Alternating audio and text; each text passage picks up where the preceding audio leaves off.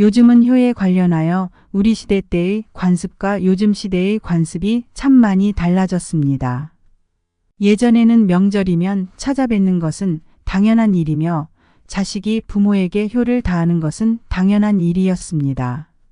명절뿐만 아니라 경조사 모든 일에 참석하며 매일같이 전화드리고 사는 삶이 일상이었지요. 그러나 요즘은 시대가 많이 변한 것 같습니다. 요즘 젊은 청년들의 생각은 많이 바뀌었으며 우리 시대 또한 과거의 힘든 것을 물려주고 싶어 하지 않습니다. 며느리 사위 자식들과 사이가 틀어지지 않으며 건강한 관계를 유지하기 위해선 어떠한 노력이 필요할까요? 오늘은 사위 며느리에게 어떠한 부모가 되어야 하는지에 대해 알려드리겠습니다. 안녕하세요. 행복한 노이입니다. 첫째로 부모 방식대로 사랑하지 않는 것입니다. 내 아들을 위해 반찬을 만들어 신혼집에 가져다 주는 것, 내 멋대로 구매한 그릇이나 살림을 선물하는 것 등 나의 방식으로 사랑해서는 안 됩니다. 또한 자식에게 결혼할 때 주는 큰 돈이나 지원이 자녀들의 삶에 참견하는 명분이 되어서도 안 됩니다. 내가 원하는 사랑이 있고 자식이 원하는 사랑이 있습니다. 내가 사랑하는 마음에 해준 것들이 자식에게는 부담이나 짐이 될 수 있습니다. 더욱이 사위나 며느리의 경우 더 그런 마음이 크겠지요. 내가 주고 싶은 사랑은 나의 욕심과 나의 만족이지 나의 자식들이 원하는 것이 아닙니다. 그러므로 진정으로 나의 자녀와 며느리, 사위를 사랑한다면 그들이 원하는 것을 들어주는 것이 좋습니다. 내가 원하는 대로만 한다면 부담으로 다가와 관계가 멀어질 것입니다. 두 번째로 상호 존중과 이해를 바탕으로 대해야 합니다. 이것은 어떠한 가족 관계에서도 중요한 부분입니다. 동시대 때의 사람들끼리도 의견이 다 다른데 다른 시대를 살아온 사람들이 만나면 의견이 더더욱 다를 것입니다. 그래서 나 때는 나라면 이라는 말도 생겨난 것입니다. 나와 자녀들의 생각이 다른 것을 인지하고 서로를 존중해주는 말로 이해해야 합니다. 며느리와 사위는 나의 존재 자체로 대하기 어려울 것입니다. 그래서 더 한마디 꺼내기 어렵고 다가오기 힘들 것입니다. 그럴 때 내가 상호 존중을 통해 먼저 다가간다면 좋은 부모가 될 수 있겠지요. 세 번째로 경청하는 것입니다. 나이가 들면 말이 많아집니다.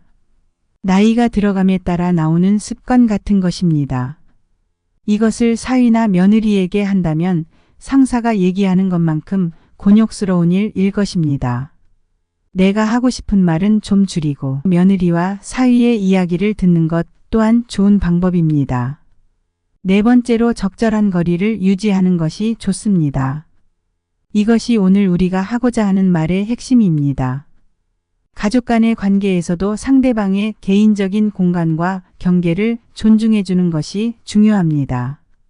그러니 내 자녀여도 내 며느리 사위여도 모든 것을 다 알려고 하지 않고 존중해 주는 것이 중요합니다.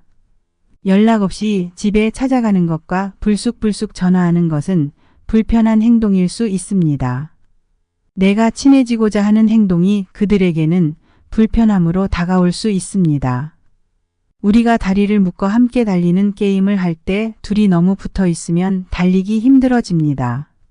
그러나 둘이 떨어져 있고 적당한 거리를 유지한다면 달리기 훨씬 수월할 것입니다. 이처럼 관계를 원만하게 유지하기 위해서는 적절한 거리를 유지하는 것이 중요합니다. 그들의 프라이버시를 존중해 주는 것이 슬기로운 부모의 모습입니다. 네 번째로 관습을 강요하지 않는 것입니다. 이제 며느리가 들어왔으니 제사나 명절에는 며느리가 해야지 라던가 결혼하였으니 이제 아침 저녁으로 문안 인사로 전화를 해야 한다던지 내가 예전에 받았던 관습이나 악습을 후시대에게 물려주지 않는 것입니다. 내가 그것을 받았을 때의 힘들었던 시절을 떠올려 보십시오. 그것 때문에 나도 모르게 시어머니를 미워하고 있지는 않으신가요? 나도 그런 시어머니가 되지는 말아야 할 것입니다. 다섯 번째로 바라지 않는 것입니다. 요즘 새로 떠오르는 말로 셀프효도라는 말이 있습니다. 며느리나 사위가 대신 효도하는 것이 아닌 각자의 부모에게 스스로 효도해야 한다는 말입니다. 오죽하면 이런 말이 생겨났을까요? 며느리가 들어왔으니 이제는 며느리에게 생일상 받아보겠구나. 사위가 들어왔으니 이제 힘든 일이 있으면 사위를 불러야겠구나. 하는 바라는 말들로 인해 이들 부부간의 갈등이 발생하게 되고 그런 것을 막고자 셀프효도라는 말이 생겨났습니다.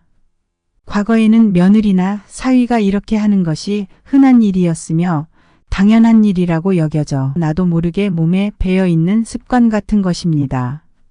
그러나 이제 이런 악습을 끊어내야 할 때입니다. 며느리와 사위는 나의 자식이 아닙니다. 며느리나 사위도 남의 집 귀한 자식들입니다. 이것을 항상 유념하시어 손님이라고 생각하고 대해야 합니다. 이 사실을 명확히 인지하고 있어야 나도 모르게 바라고자 하는 마음이 튀어나오지 않을 것입니다. 이 모든 5가지를 유념하여 새로운 사위와 며느리를 대한다면 남부럽지 않은 화목한 가정을 이룰 수 있을 것입니다. 다시 한번 알려드리겠습니다. 첫째로 부모 방식대로 사랑하지 않는 것입니다. 내가 원하는 사랑이 있고 자식이 원하는 사랑이 있습니다.